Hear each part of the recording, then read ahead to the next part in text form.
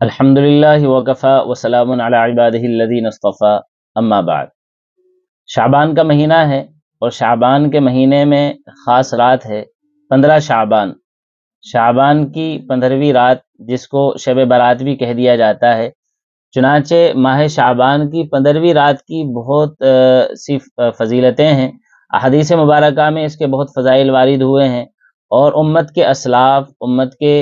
بڑے حضرات، علماء کرام وہ اس کی فضیلت کے قائل چلے آ رہے ہیں۔ شب برات کہتے ہیں دراصل اس کو اس لیے کہ اس رات لا تعداد انسان رحمت باری تعالی سے وہ نجات حاصل کرتے ہیں، اور غالباً اسی لیے اس کو شب برات کا نام دے دیا گیا ہے۔ ویسے احادیث مبارکہ میں اس رات کے بارے میں لیلۃ النصف من شعبان کے الفاظ وارد ہوئے ہیں۔ شب برات کے متعلق امت کے درمیان وہ افراد و تفریط ہے، یعنی ایک طبقہ وہ ہے کہ جس نے اس کو جو ہے بالکل ختم کر دیا ہے کہ اس رات کی کوئی فضیلت نہیں ہے، اور جو اس تعلق سے احادیث ہمیں ملتی ہیں ان کو کمزور اور ضعیف وغیرہ کہہ کر کے بالکل چھوڑ دیا ہے کہ رات عام راتوں کی طرح ہے اور الگ سے اس کی کوئی فضیلت ہمارے پاس مستند روایات سے نہیں ہے۔ دوسرا ایک طبقہ وہ ہے کہ جس نے اس رات کی فضیلت کو تو تسلیم کیا ہے، مانا ہے کہ یہ رات ہے فضیلت والی، لیکن اس رات میں فضیلت کے جو فضائل احادیث مبارکہ میں وارد ہوئے ہیں ان میں بہت سارے اضافے کر دیے ہیں، بہت زیادہ بڑھا دیا ہے، اور بڑھا چڑھا کر کے بہت ساری ایسی چیزیں داخل کر دی ہیں جو شریعت مطہرہ کا، دین متین کا اور اسلام کا مزاج قطعا نہیں ہے، بالکل بھی نہیں۔ تو اب معتدل نظریہ کیا ہے، ایک درمیانی جو ہے رائے کیا ہے، یا یہ کہ اس رات کی جو فضیلت ہے وہ حدیث مبارکہ سے کن الفاظ میں ہے، اس رات کو ہمیں کس طریقے سے گزارنا چاہیے، کیا کرنا چاہیے، اور اس رات میں اللہ کے رسول صلی اللہ علیہ وسلم کے جو ارشادات گرامی ہیں وہ کیا ہیں، تو وہ ہم آپ کی خدمت میں پیش کر دیتے ہیں۔ پہلی بات تو یہ ہے اعتدالی نظریے کے تعلق سے کہ شعبان کی اس رات کی فضیلت تو ثابت ہے حدیث مبارکہ سے، یہ تو طے شدہ ہے، ایک بات ہو گئی۔ وہ جو حضرات کمزور کہتے ہیں احادیث کو، ضعیف کہتے ہیں، تو وہ بہت ساری احادیث مل کر کے بہرحال حسن لغیرہ کے درجے کو، تو یہ ایک جو ہے ٹرم ہے محدثین کے یہاں، تو اس کو حسن لغیرہ ایک کیٹیگری ہے، ایک سٹینڈرڈ ہے حدیث کا، جو محدثین نے یعنی جو جوری ہے علم حدیث کے تعلق سے، اور حدیث بیان کرنے والوں اور حدیث کی حفاظت کرنے والے حضرات سے جو اصول کے ذریعے ہم تک پہنچی ہیں حدیث، اس میں تو بہرحال اس کا وہ درجہ تو بن ہی جاتا ہے اس رات کے بارے میں۔ اب مزید یہ ہے کہ ہمیں کیا کرنا چاہیے، تو ہمیں اس بارے میں یہ خیال رکھنا چاہیے کہ اس رات کا درجہ فرض یا واجب کا تو ہرگز نہیں ہے، یعنی بالکل جو ہے اس میں کسی پہ کچھ چیزیں تھوپ دی جائیں، کسی کو کسی چیز کا پابند کر دیا جائے وغیرہ وغیرہ، اور اس کو رات نہ شمار کر کے ایک اسپیشل نائٹ اور بالکل اس کو کچھ خاص طریقے سے گزارنے کا اہتمام کیا جائے، اور ہر بندہ اس کام کو کرے، جو نہیں کرے گا وہ گناہگار ہوگا وغیرہ وغیرہ، تو اس طریقے سے تو ہرگز نہ کیا جائے۔ اس رات کے جو فضائل ہیں یا احادیث مبارکہ سے، جو احادیث مبارکہ کی روشنی میں جو تعلیمات ہمیں ملتی ہیں، ان سے یہ ثابت ہوتا ہے، علماء فرماتے ہیں کہ وہ استحباب کے درجے تک پہنچتی ہیں۔ لہذا اس رات کو کیسے، اس رات کے تعلق سے اب ہم جو احادیث ہیں وہ آپ کی خدمت میں پیش کر دیتے ہیں۔ امی عائشہ رضی اللہ تعالیٰ عنہ کی روایت ہے جس کو شعب الایمان للبیہقی میں روایت کیا گیا ہے۔ روایت یہ ہے، اللہ کے رسول صلی اللہ علیہ وسلم فرماتے، عائشہ کیا تمہیں معلوم ہے کہ یہ کون سی رات ہے؟ میں نے عرض کیا کہ یا رسول اللہ اس کا رسول ہی زیادہ جانتے ہیں، یعنی یا رسول اللہ میرے علم میں نہیں ہے، اللہ اس کا رسول زیادہ جانتے ہیں کہ اس رات کی کیا فضیلت ہے، کیا احکام ہے۔ آپ صلی اللہ علیہ وسلم نے فرمایا یہ شعبان کی 15ویں رات ہے، یہ 15 شعبان کی رات ہے، یعنی وہ رات جس کو ہم شب برات کہتے ہیں۔ اس رات اللہ رب العزت اپنے بندوں پر جو ہے رحمت فرماتے ہیں، بخشش چاہنے والوں کو بخش دیتے ہیں، رحم چاہنے والوں پر رحم فرماتے ہیں، اور بغض رکھنے والوں کو ان کے حال پر چھوڑ دیتے ہیں۔ لمحہ فکریہ ہے ان لوگوں کے لیے جو دل میں کینہ رکھتے ہیں، بغض رکھتے ہیں۔ اللہ تبارک و تعالیٰ اس کینہ اور بغض سے ہماری کلی طور سے حفاظت فرمائے۔ دوسری ایک روایت ہے شعب الایمان للبیہقی ہی کی، جس کے بارے میں جو منقول ہے حضرت ابوبکر صدیق رضی اللہ تعالیٰ عنہ سے، صدیق اکبر فرماتے ہیں کہ حضرت صلی اللہ علیہ وسلم نے فرمایا، اللہ تبارک و تعالی شعبان کی 15ویں رات آسمان دنیا پر نزول فرماتے ہیں، وہ اس کی کیفیت کیا ہوتی ہے، یہ کما یلیق بشانہ، جو بھی اللہ کی شان ہے،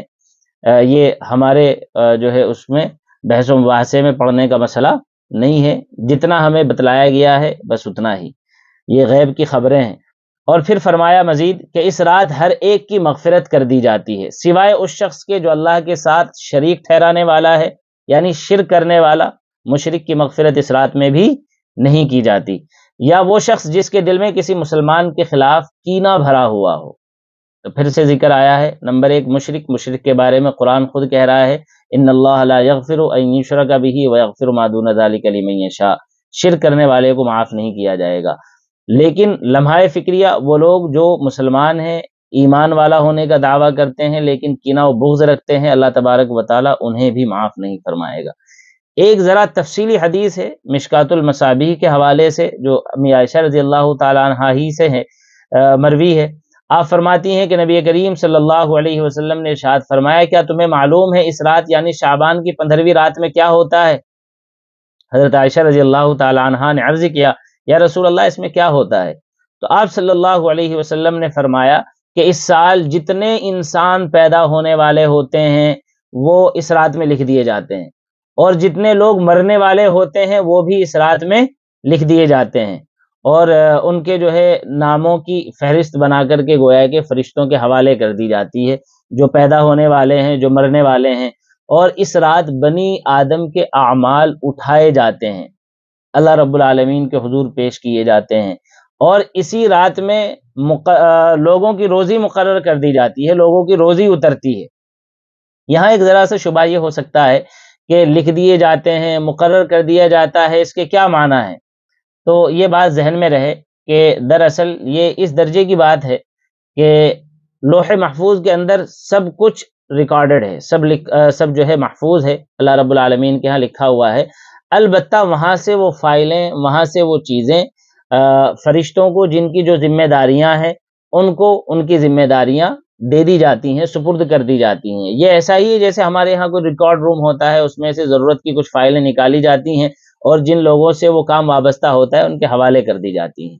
تو ایسے ہی لوح محفوظ سے وہ فائلز اور وہ ذمہ داریاں لے کر کے اللہ رب العالمین فرشتوں کو وہاں سے لے کر کے عطا فرما دیتے ہیں اور ان کی ذمہ داریاں لگا دی جاتی ہیں۔ مزید اللہ کے رسول صلی اللہ علیہ وسلم کا یہ فرمان بھی اس رات کے تعلق سے ہمیں ملتا ہے کہ حضرت جبریل علیہ السلام میرے پاس تشریف لائے اور فرمایا شعبان کی 15ویں رات ہے، اس رات اللہ تبارک و تعالی قبیلہ کلب کی بکریوں کے بالوں کے برابر لوگوں کو جہنم سے آزاد فرماتا ہے۔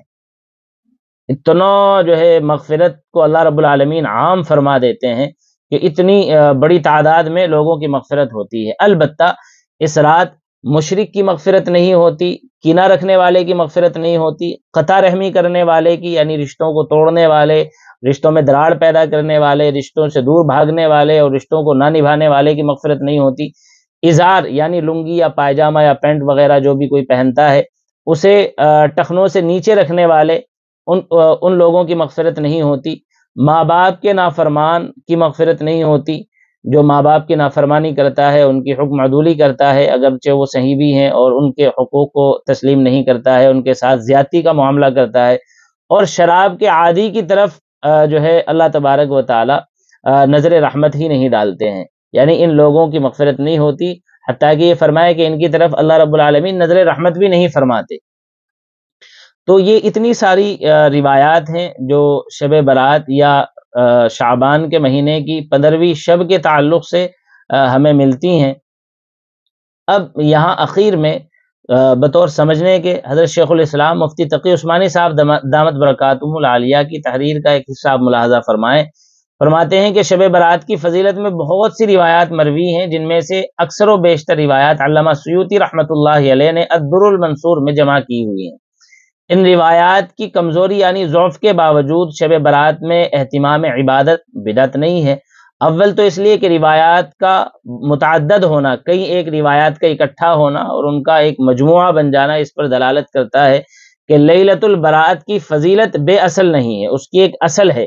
دوسرے امت کا تعامل، یعنی امت شروع سے لے کے اب تک اس پر مسلسل عمل کرتی چلی آ رہی ہے۔ لیلۃ البرات میں بیداری اور عبادات کا خاص اہتمام جو ہے کرنے کا معمول رہا ہے، اور یہ بات بتلائی جا چکی پہلے بھی کہ جو بھی ضعیف روایات ہوتی ہیں اور ان کے اندر وہ مؤید بالتعامل ہوتی ہیں، ایسی ضعیف روایات جن کے اندر عمل مسلسل پایا گیا ہے، اور وہ بہت ساری روایات ہیں، ان کا ایک مجموعہ ہے، تو وہ قابل قبول ہوتی ہیں۔ عمل کے میدان میں، فضائل کے میدان میں ان سے احکامات فرائض یا واجب تو ثابت نہیں ہوتے، لیکن عمل کے میدان میں، اسی لیے ہم عرض کر چکے کہ اس تعلق سے فرض یا واجب نہ سمجھا جائے اس رات میں کچھ کام کرنے کو، یا ان کے معمولات کو، دن کے روزہ رکھنے کو وغیرہ وغیرہ۔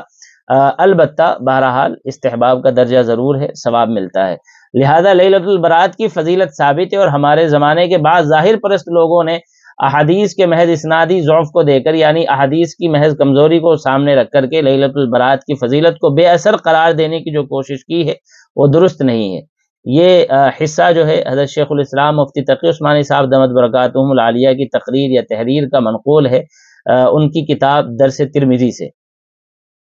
15 شعبان کے روزے کے متعلق بھی حضرت علی رضی اللہ تعالیٰ عنہ کی ایک روایت ملتی ہے کہ رسول اللہ صلی اللہ علیہ وسلم نے ارشاد فرمایا، جب شعبان کی 15ویں رات آئے تو اس رات قیام کرو اور دن کو روزہ رکھو، کیونکہ اللہ تعالیٰ سورج غروب ہونے سے لے کر صبح صادق تک آسمان دنیا پر کما یلیق بشانہ ہی اپنی شان کے مطابق نزول فرماتے ہیں، اور ارشاد فرماتے ہیں کوئی بخشش طلب کرنے والا ہے تو میں اس کو بخش دوں، ہے کوئی رزق کا طالب کہ اس کو رزق دوں، ہے کوئی مصیبت زدہ میں اس کو مصیبت سے نجات دوں، ہے کوئی